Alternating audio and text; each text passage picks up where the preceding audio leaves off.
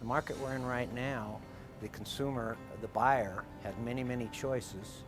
Interest rates are unprecedented low.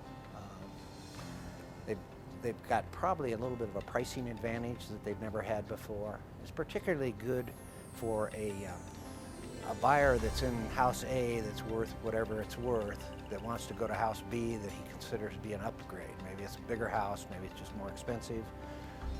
The gap between house A and house B is lower than it would be in theoretically a great market. Well, it's a classic buyer's market. We start with a lot of inventory, more inventory than in the history of Denver as real estate, even though inventories are declining a little bit now because we've seen less building starts, new construction is down.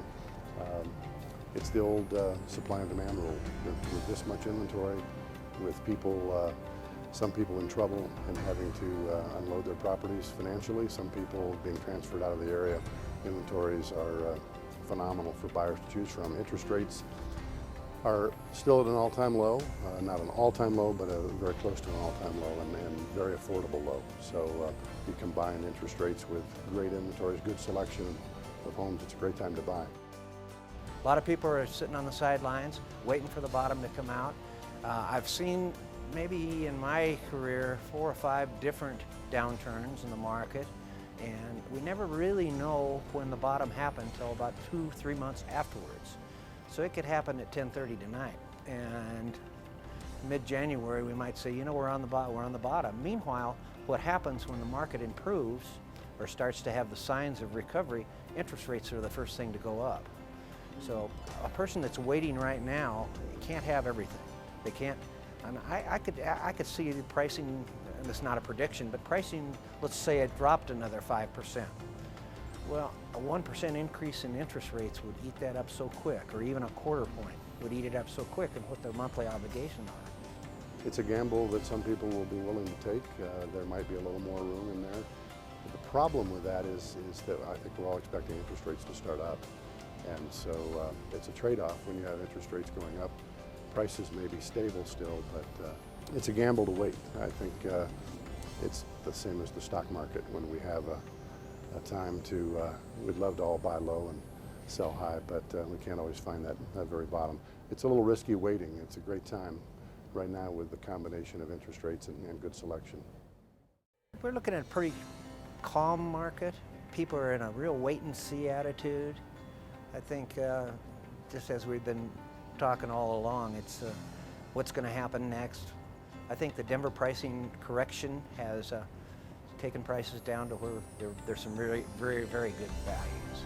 And we did a lot of things wrong in the marketplace to get to where we are. Nationally, we all know about the subprime crisis and all that. But in Denver, we overbuilt. Our builders were guilty of building too much. We overlent. We made loans to people that probably shouldn't have been made loans to. So. Denver's unique. It's although it is flat, and we have seen a drop-off in our sales activity, no question about it. We're a little bit unique in that we haven't seen the big spike in prices that the resort areas saw. We had, if you go to Scottsdale or Palm Springs or Naples, Florida, some of the bigger markets of New York, the Hamptons, those kind of markets, Beverly Hills, they saw 200% and 300% and 400% spikes in prices.